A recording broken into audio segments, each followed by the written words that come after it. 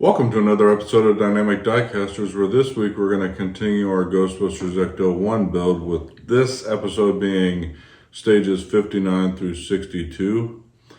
And with that being said, we'll go ahead, and when we come back, we'll get started on stage 59. If there's something strange in the neighborhood, who you gonna call? Ghostbusters! Welcome back. Like I said before the break, we're going to be working on stages 59 through 62 this week. And I don't think this episode will take all that long in terms of build time.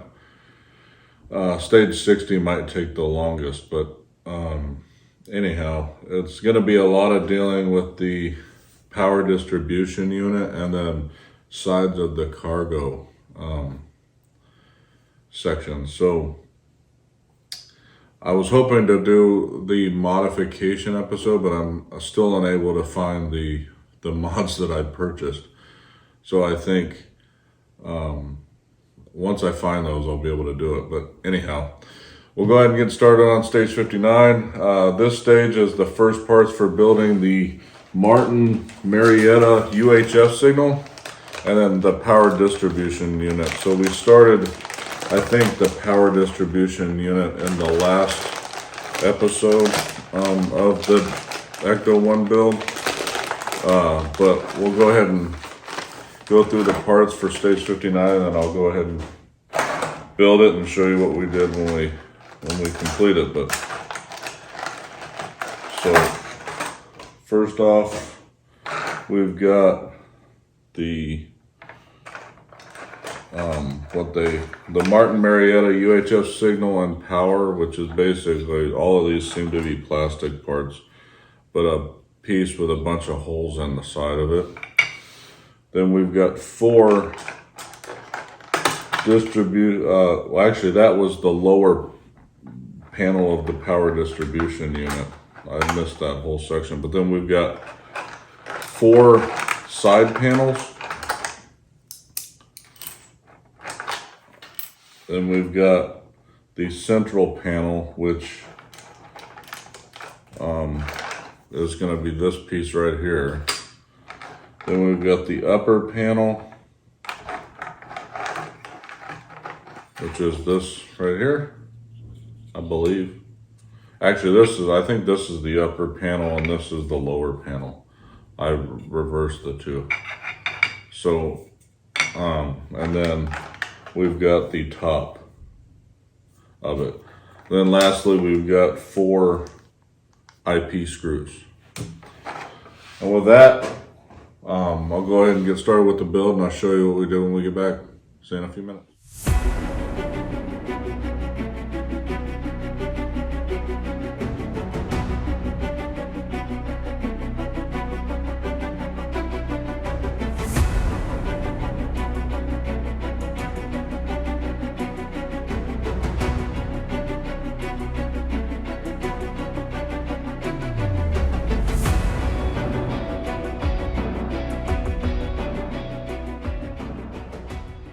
Okay, that actually was super fast. I think that literally took me 2 minutes in real time. So I may not have time-lapsed that. I may actually go through that in real time and just talk over it. But with that, all we did was we put together both panels. So this is the lower panel of the UHF signal piece, and then we started the upper portion. So we've got this piece, which was the top, and then we've got the upper panel that we started, and then it looks like we completed the lower panel. So that's all we did in stage 59. In stage 60, I think we get the final parts for that. And then the first parts for the AstroDate input-output peripheral device. So with this one, there's a lot more screws. I think there's 20 of a specific type, so there's going to be a lot more screws in this portion of the build. But we'll see how long it actually takes. But we'll go ahead and go through all the parts, and then I'll go ahead and get started on this section of the build and go from there.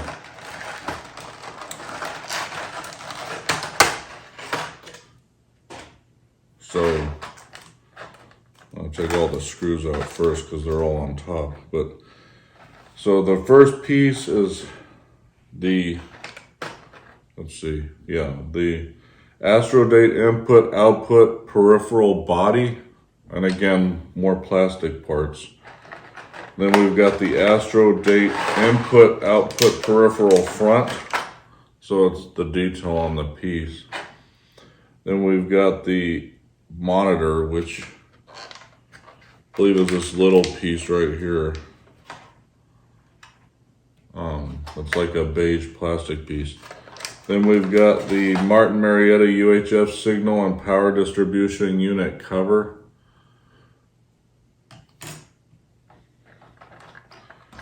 Then we've got 4 knobs. Well, actually, it's more like 14 knobs, but they're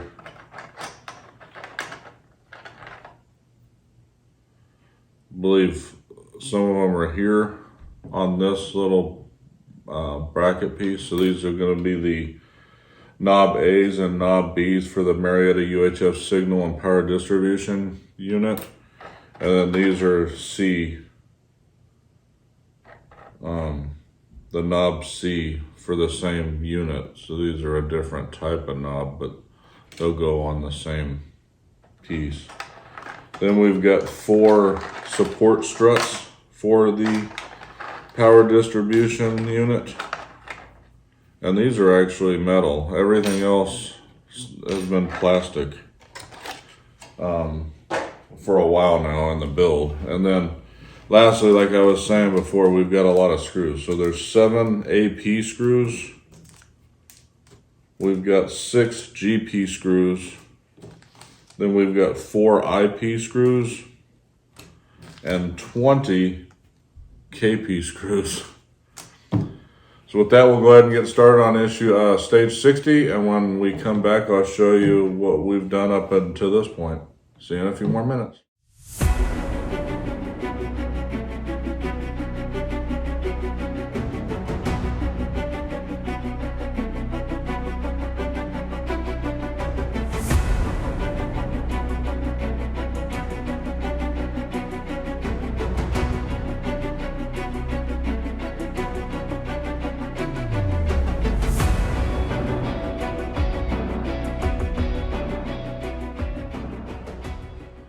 Welcome back.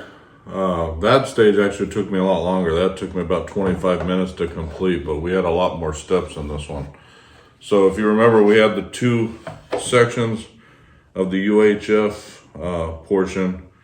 Well, we put them together right here, and then we also added it to the power distribution section from the last episode, and then we actually mounted it to the back of the car. So now it's actually in the back of the cargo area.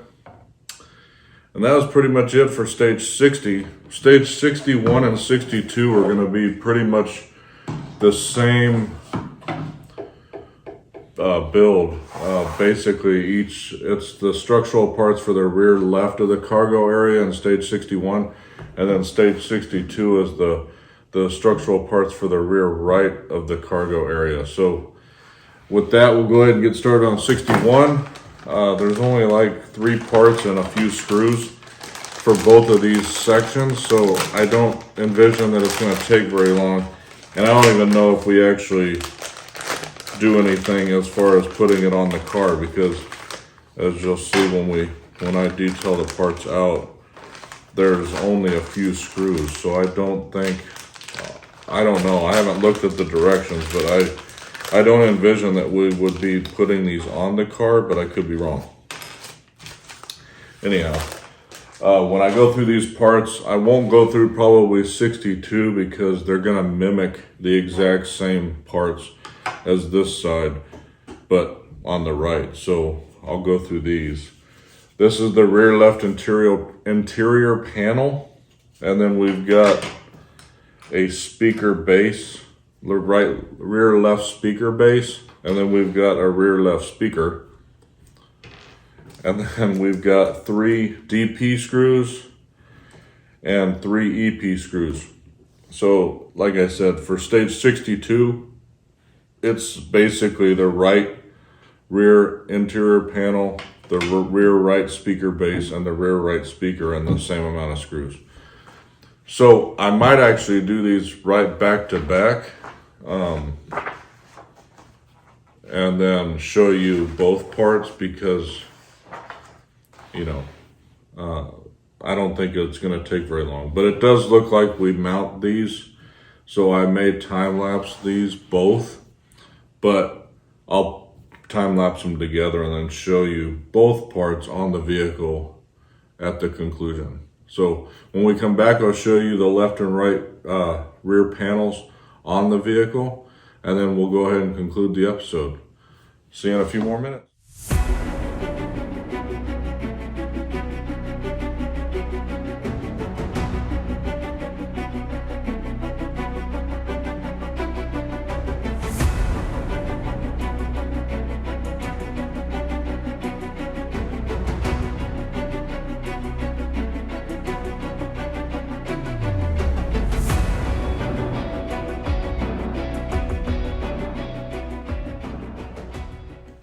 And that's it for stages 61 and 62. Yeah, that literally took me, for both stages, I think it took me 8 minutes in total. You guys won't see most of the build, but what I'll show you is we basically installed the left and right cargo panel, rear panels for the cargo area. So first things we did is we installed speakers on both sides, and then we mounted the side panels. So now it's starting to come together. If you guys can see on the camera, we've now got panels on the side and the rear. And then once I get the mod, or find the mod, I know I'm gonna have to pull this stuff up, because this will be carpeted just like this portion is carpeted in the front. Once I find that, and then there'll be a grill right here that we actually install. That'll be more to the vehicle, more accurate. Same thing, when you see all these cables that are running around right now, I'm gonna cable tie them, and that was one of the mods I received. I do have another section of mods that I know I have that, which is the gurney rails and the seat back covers for for these seats.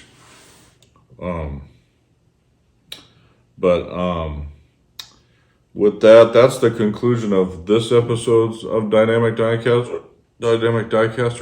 In the next episode, we're going to be continuing the X-Wing build, and then after that, we're going to do an Enterprise build episode, and then after that we'll move back to the Ghostbusters. We probably, at that point, I'll look at the schedule as far as for the mods, but the next episode might be the next mod episode that I know I do actually have. Once I do find the other mods, I'll install those as well. If I find those at the same time, we may do them all in one episode. But with that being said, I hope you guys enjoyed this episode. If you guys haven't subscribed to the channel already, go ahead and do so. And then go ahead and, at some point, we're going to be revamping our website to be more user-friendly. Right now, it's kind of not that user-friendly at the moment, but once we do that, we'll have a lot better access to our videos here on the YouTube channel. We're probably going to start writing articles on the website, and then also you'll have access to all of our podcasts in one location or more readily available location.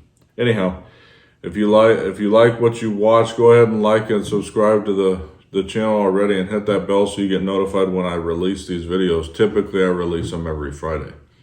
There was a lull in there due to vacations and things like that, but I'm getting back on schedule again. So for all of us at the Heart of Geek, I hope you enjoyed this episode of Dynamic Diecasters, and we'll see you in the next one. Have a good night.